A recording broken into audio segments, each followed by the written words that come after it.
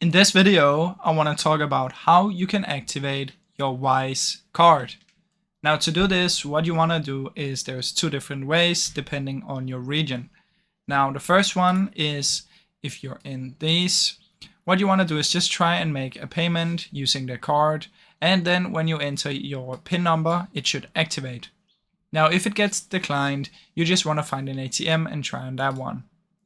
Now, the second one is you can go to the Wise app and select your cards, find the card in here, and you will have a button to activate your card. Enter the code that you got from the letter, and then it should be activated. Now, if for some reason you're in this region and this doesn't work, just try these steps, and the same if you're here and it doesn't work, just try this one. Now, after this, your account and card should be activated. Now, I really hope you enjoyed this short video.